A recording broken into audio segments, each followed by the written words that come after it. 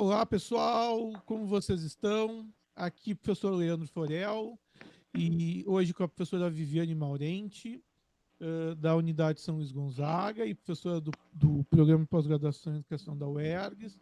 E a gente, mais uma vez, numa entrevista da série Educavírus, né?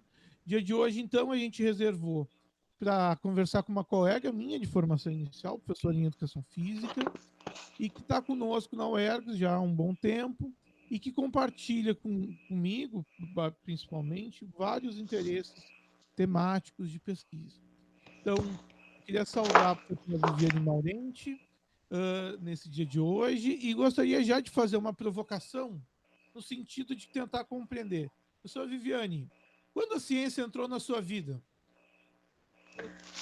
E aí, tudo bem, Leandro? Obrigada pelo convite. É muito interessante estar aqui contigo e estar podendo dividir a minha trajetória enquanto formação, enquanto docente, enquanto professora e estarmos conversando um pouquinho, já que nós somos da mesma área, temos a mesma formação, temos algumas afinidades. E dentro desse contexto, estarmos compartilhando, dialogando é interessante.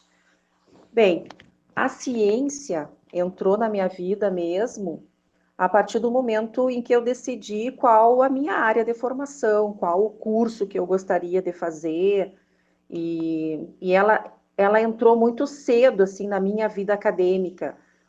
Eu lembro que foi no segundo semestre do curso ainda de Educação Física. Me lembro como se fosse hoje, assim, eu fui assistir uma palestra de um professor que estava voltando do seu doutorado dos Estados Unidos, então ele estava voltando com a concepção da tese dele, com a concepção dos seus estudos, de ciência, isso aí lá na década de 90, né?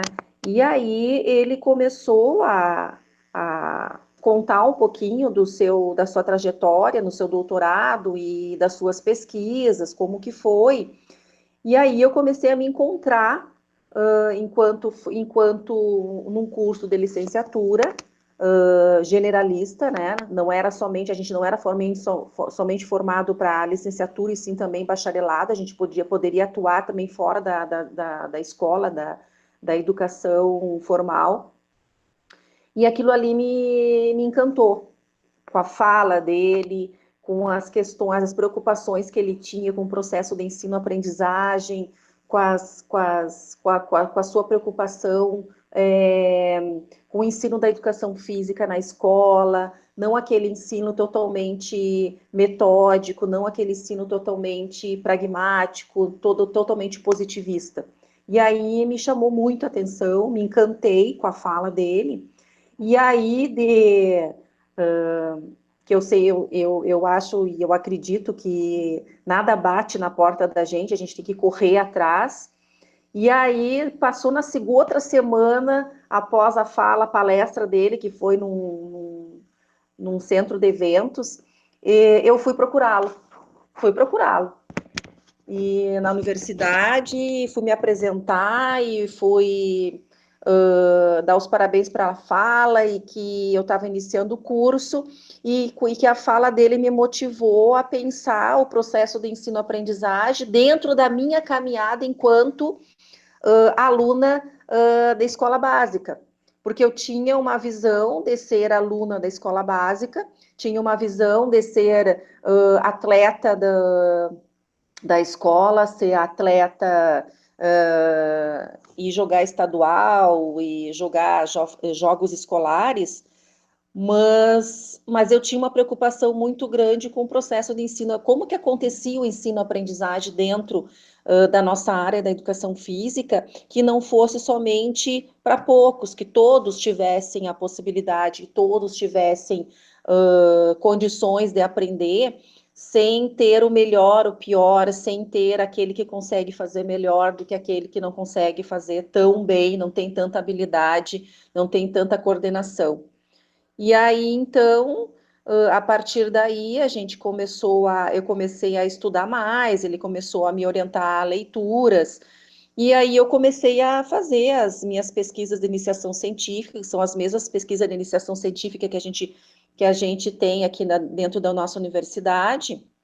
E aí comecei, a partir do segundo semestre do curso de Educação Física, eu comecei a fazer pesquisas, fui bolsista do CNPq, da iniciação científica praticamente toda a minha graduação, fazendo pesquisa, apresentando trabalhos em congressos, em eventos nacionais, internacionais, publicando em revistas, e assim foi. Então, a ciência, ela entrou na minha vida fazendo, num sentido de que eu pudesse vislumbrar a minha área de formação num processo de que todos pudessem ter condições de aprendizagem, e não somente aqueles mais habilidosos em detrimento daqueles menos habilidosos, que é o que acontece muito dentro da nossa área, entendeu? Porque a gente trabalha com o corpo, com o movimento, então me incomodava muito que só eram mais privilegiados na educação física na escola aqueles que tinham mais habilidades, né, motoras, e aqueles Sim. que tinham menos habilidades não tinham tanto Qual que é o privilégio, nome desse né? professor? O professor Jefferson Canfield, Ah, eu achei importante. ele faleceu ano passado, né? E assim, é uma curiosidade bem interessante. Eu tive uma menina que foi minha orientada aqui na Unifra, ela era minha orientanda aqui da UFSM, quando eu fui professora substituta da UFSM, e ao mesmo tempo ela também fazia o curso de psicologia na Unifra, que é na Universidade Particular Franciscana que tem em Santa Maria. E na banca, ela escolheu o professor Jefferson também para ser da banca. E aí o professor Jeff já estava já tá bem, já aposentado na universidade, já estava com Parkinson já se manifestando, né? E na fala dele, ele iniciou a fala colocando assim, ó, a introdução do trabalho. Quando eu li a introdução, eu entendi todo o teu trabalho. E aí depois, e eu aprendi a fazer uma introdução de um trabalho científico, de um TCC, de uma monografia, de um curso de especialização com ele. Então, assim, a gente vê que os nossos orientadores, eles vão deixando sementes, eles vão deixando, né, pulverizando os seus orientados, e tu vai carregando coisas boas deles contigo, né, quando tu for atuar dentro da tua área de formação. Acho bem legal essa relação. A gente costuma dizer assim, não existe ex-orientador, né? Uma vez orientador, eternamente orientador. A parte ruim é que às vezes a gente herda os defeitos deles também, né? Não só as virtudes. Porque tem a ver com a lógica de funcionamento. Bom, mas aí feita a graduação em educação física, eu sei que você faz mestrado na UFSM também, acho que na área da psicomotricidade, se não me engano. E aí você passa num concurso na UERGS e tem um novo desafio na sua vida, que é ir trabalhar numa cidade distante de Santa Maria, onde você mora, que é São Luís Gonzaga. E como é que foi essa entrada na UERGS, esse convívio com essa outra lógica universitária? Pois então, eu antes de entrar na UERGS, eu era professora docente numa universidade particular, atuando na formação de professores de educação física, né? Então, quando eu assumi na UERGS, eu tive que me reinventar enquanto profissional da educação, porque eu comecei, né, atuando no curso de pedagogia, aonde a gente tem algumas disciplinas, alguns componentes curriculares que são específicos na nossa área, e outros componentes curriculares que até tu consegue transitar em função do teu mestrado, do teu doutorado. Então eu tive que me reinventar um pouco enquanto professora, enquanto pesquisas, enquanto projetos. Por quê? Porque durante de 1997 foi quando eu entrei como que eu passei no meu primeiro concurso enquanto docente em uma universidade particular. Então, de 97 até 2011, que foi quando eu entrei na UERGS, eu pesquisava, eu estudava, eu orientava o esporte na escola, né? O esporte enquanto processo de ensino-aprendizagem na escola. Então, a didática do esporte, o ensino do esporte, né? Então, eu tive que me reinventar os meus estudos, as minhas leituras, entender também o que era um currículo de formação de um pedagogo, né? E como o meu mestrado eu fiz na ciência do movimento humano, dentro do desenvolvimento humano, dentro da aprendizagem motora, então a gente tem muitas disciplinas dentro desse curso sobre a psicologia do desenvolvimento, né, sobre a antropologia também do movimento, e isso então me abriu outras possibilidades de atuação dentro da grade curricular do curso de pedagogia.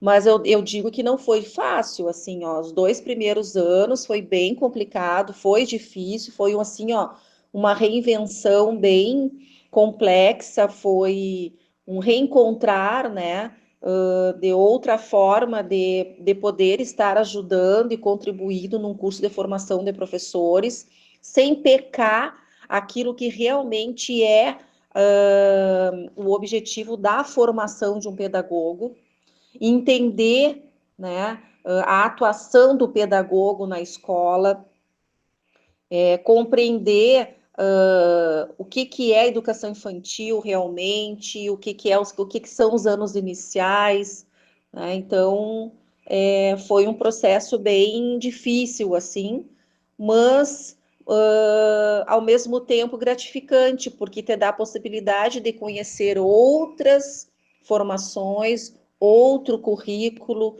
outras formas de enxergar a educação, né? Não somente a nossa área específica de formação, que é a educação física, né? Mas ao mesmo tempo tem aquela acolhida calorosa lá de São Luís Gonzaga, que embora distante, sempre é algo reconfortante, né? Como é que tu vê a cidade de São Luís, a inserção da unidade? Queria que você pudesse falar um pouco dessa É, experiência. eu não sei, tu acho que fechou 10 anos da UERGS, né, Leandro? Fechou, né? Eu estou fechando também 10 anos da UERGS. E eu sempre digo que São Luís é minha segunda casa. Então, assim, o povo lá é muito acolhedor, a unidade em si, nós somos uma unidade muito, não digo fechada, mas a gente é muito bem organizada no sentido de que se respeita muito, se respeita o pensamento, se respeita muito o profissional que nós somos. Eu, assim, eu posso até dizer que é complicado até falar, mas eu sempre digo para os meus colegas, né, que se eu tivesse que hoje me dissesse assim, Viviane, tu gostaria de ir para uma unidade mais próxima de Santa Maria, porque eu moro em Santa Maria, né, minha casa mesmo é Santa Maria, eu diria não, continue em São Luís Gonzaga, porque lá eu tenho amigos que eu conquistei e que eu fiz amigos fiéis mesmo, assim, que se hoje eu precisasse de alguma coisa fora do ambiente de trabalho, eles seriam os primeiros a estar comigo, me ajudando, assim, sabe? E não me vejo assim, ó, terminar chegar na minha aposentadoria sem não estando em São Luís, assim, sabe? Porque a gente é um grupo muito bem, a gente consegue trabalhar muito bem, a gente se entende, claro, a gente tem as nossas desavenças, porque diferentes concepções, mas a gente está sempre lutando por uma mesma causa e é muito bom, assim. a cidade em si, as escolas, por exemplo, lá eu já tenho já transito pelas escolas, a gente tem vários cursos de formação que a gente está sempre oferecendo. Então eu sempre digo assim, é a minha segunda casa. Então não tem assim como dizer assim, ai meu Deus, hoje eu tenho que ir para São Luís, ai meu não. E assim, ó, e eu não reclamo de nada, assim, ó, vocês, quem me conhece, quem anda se reclama assim, tenho que viajar, tenho que ir para São Luís Gonzaga, sabe? A profissão que eu escolhi, eu faço com tanto amor e tanta vontade que a distância de casa acaba sendo, não sendo tão difícil, né? Os dias que a gente fica fora de casa. Muito Né? bem. Mas além de São Luís, agora a senhora está trabalhando no programa de pós-graduação em educação em Osório, né, com orientação de mestrado em educação, e que é um outro desafio, acredito eu. Mas nesse sentido, eu gostaria de perguntar assim, nessa nova fase, a senhora tem pesquisado que tipo de temáticas, quais são os seus principais interesses, assim, nessa nova fase aí da trajetória? Pois então, a minha entrada no mestrado, então.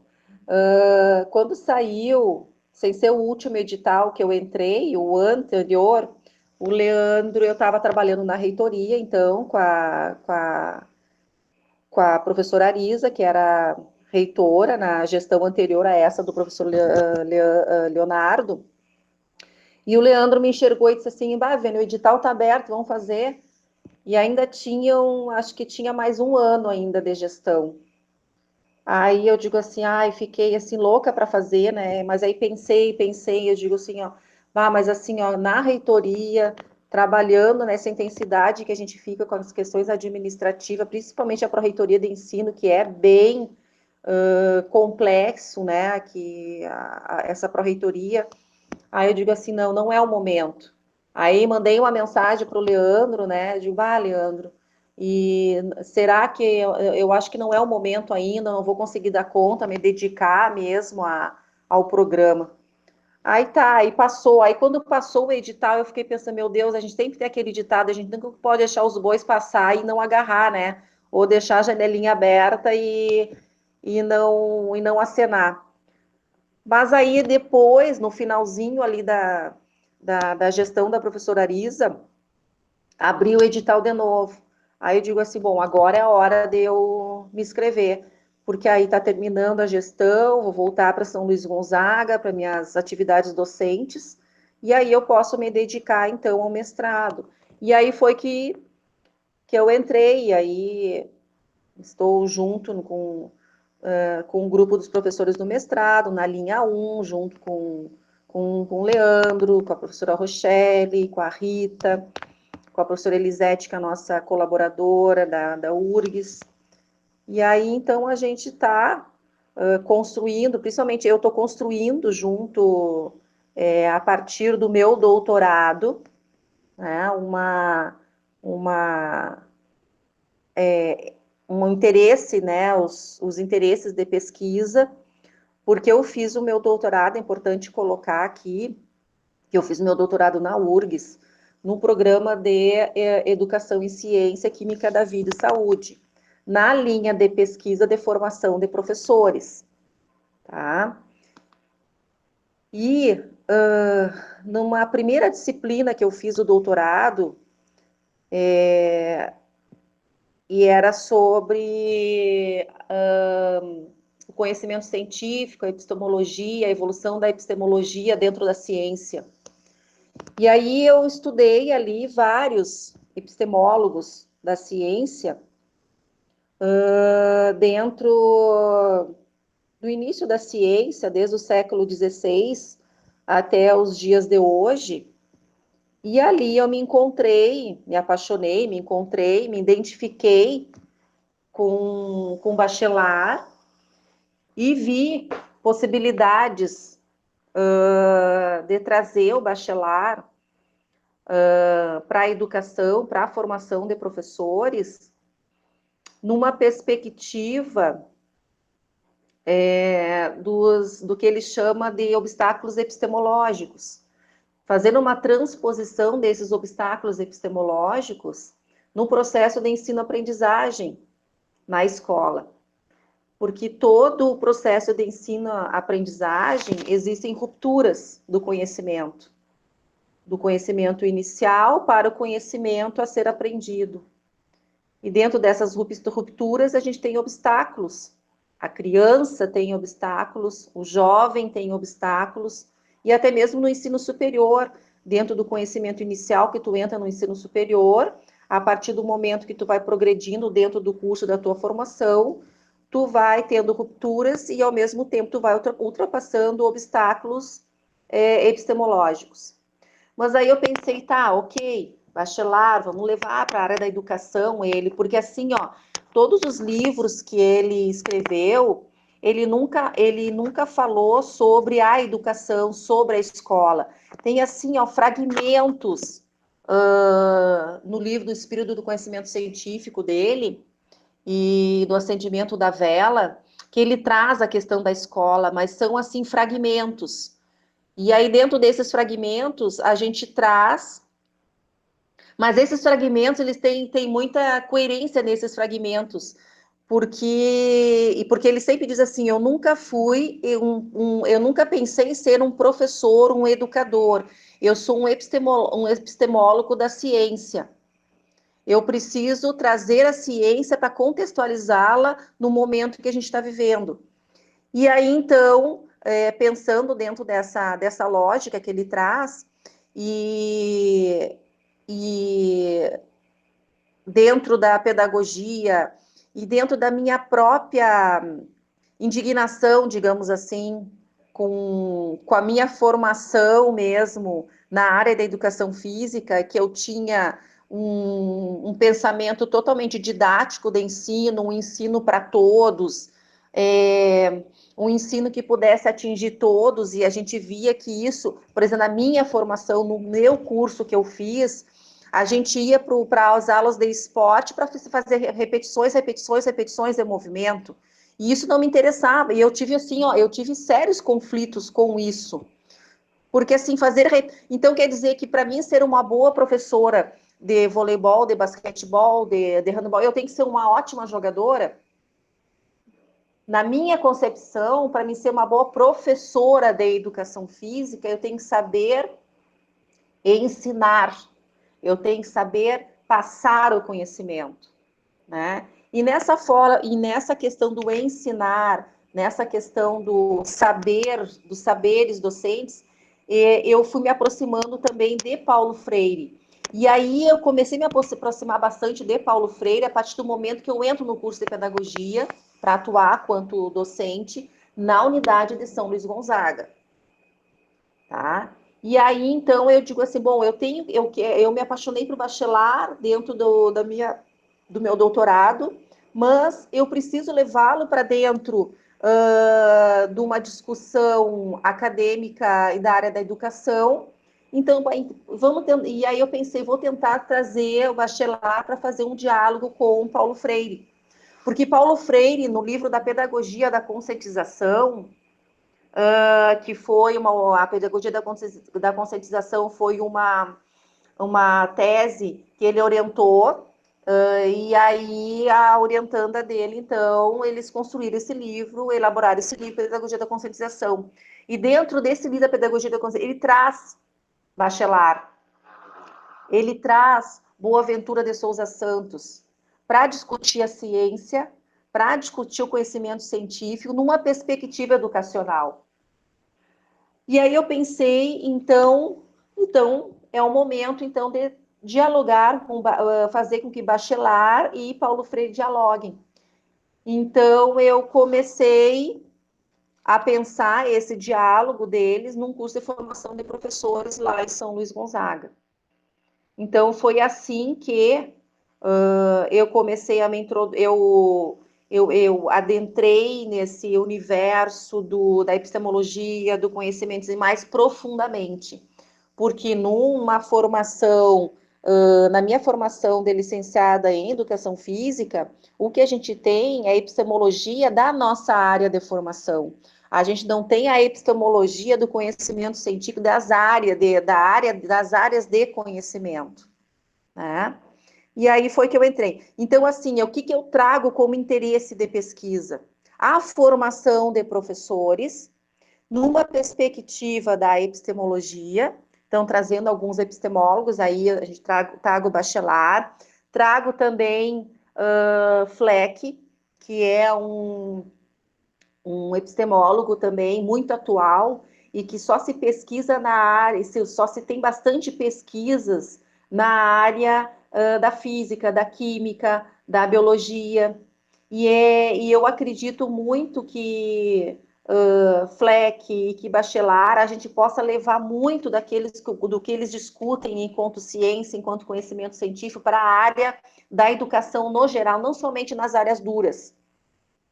Porque o pensamento deles nos dá uma possibilidade de fazer uma interlocução em várias áreas do conhecimento, não somente nas áreas duras. Então, por exemplo, a gente está trazendo agora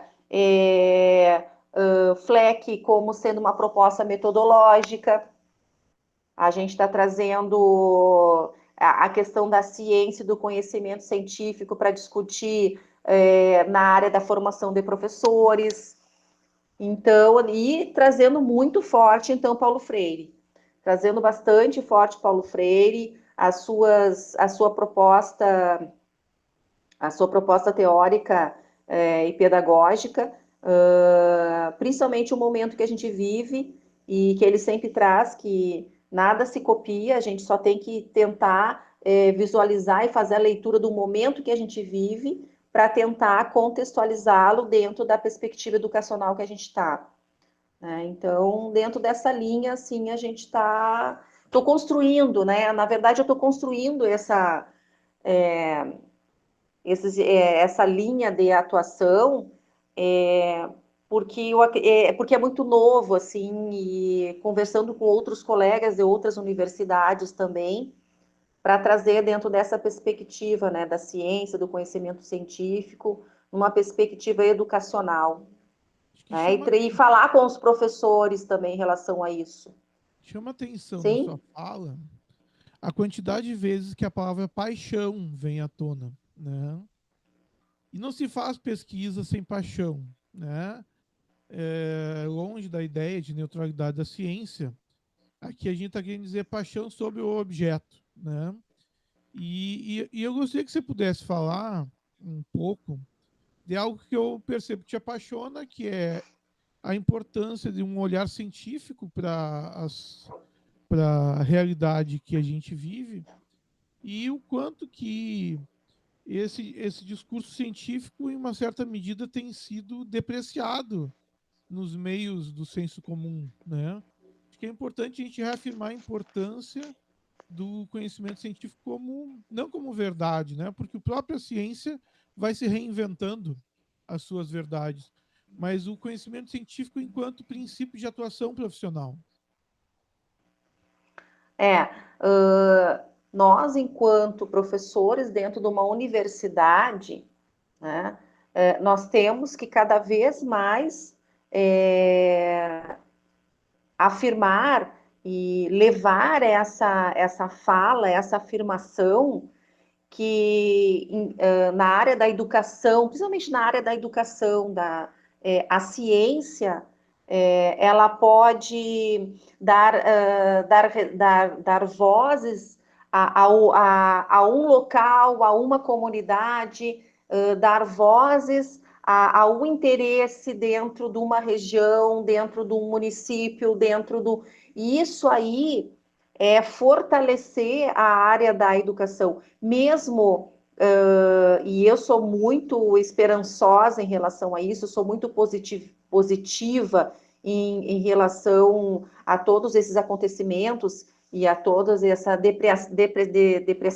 depreciação que tem sido feito na área da educação em relação à ciência, e isso me fortalece, isso me fortalece e faz cada vez mais eu mostrar para os meus alunos que estão em formação, em pós-graduação, mestrado, que somente a ciência vai poder dar vozes ao contexto vivido, independente de qual contexto que seja.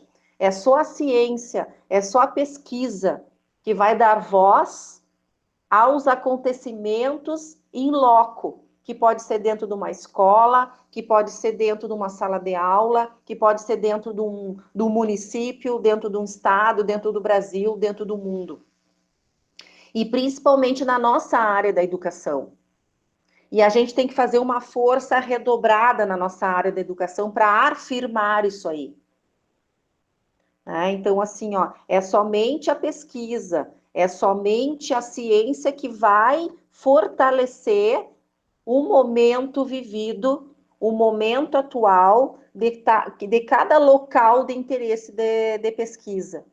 Né? E a ciência, ela não, principalmente na nossa área da educação, ela vem para responder problemas que até então a gente não consegue resolver dentro da realidade do professor, dentro da realidade da escola.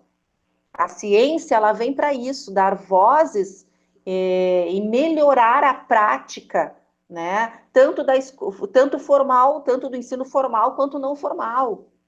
É dar vozes a isso, a essas populações, esses grupos, é dar voz, é melhorar, é qualificar. Né? E eu Então, acho que assim, justamente a UERGS tem essa perspectiva enquanto missão, né, de pensar soluções para problemas regionais. Acho que o programa de pós-graduação profissional tem essa ideia, né? E que em algum momento a universidade entra num certo encastelamento que começa a resolver problemas que são da universidade, não da sociedade.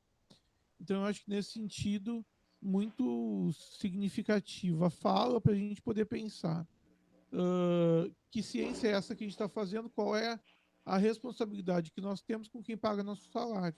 Né? Bom, dito isso, eu vou emendar nossa última questão, que tem a ver com o momento que a gente vive. A gente está fazendo uma entrevista com a professora Viviane Santa Maria, eu em Osório, né? Isso pelo isolamento social. E eu acho importante que a gente possa sempre dar um recado para as pessoas que nos assistem sobre como a senhora vê o momento que a gente está vivendo, né? E que mensagem pode deixar para quem nos assiste.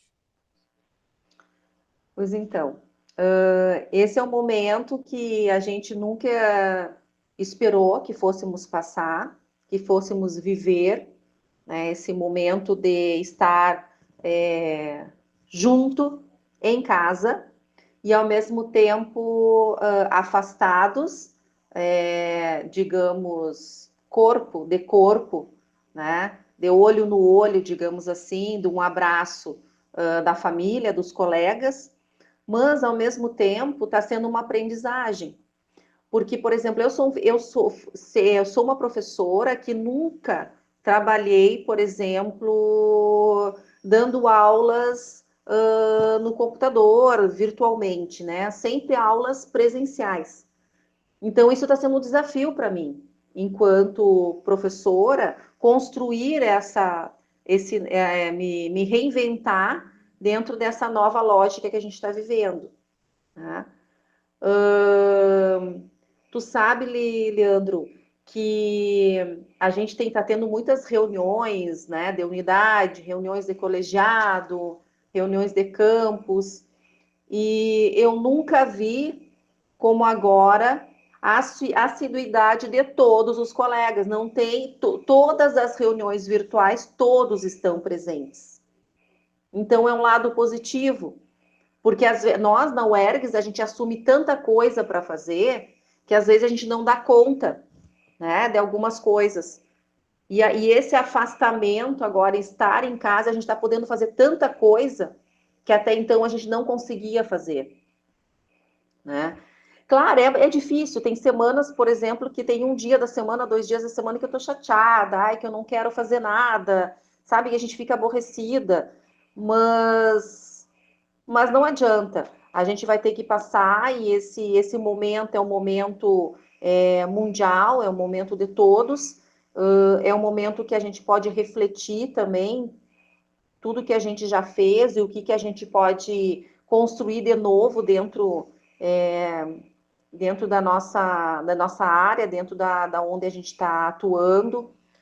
Um momento de... Eu nunca fiquei tanto tempo em casa com meu marido e com a minha filha, porque durante o ano, segunda-feira sempre eu saía de casa, voltava quinta ou sexta-feira, passava só sábado e domingo em casa. Está sendo um teste também, né? Porque nesses quase 10 anos, praticamente 2 dias, 3 dias da semana só que eu ficava em casa. Então, e até isso está sendo bom. Meu marido que diz assim, meu Deus, estou conhecendo a minha esposa agora, de novo, né?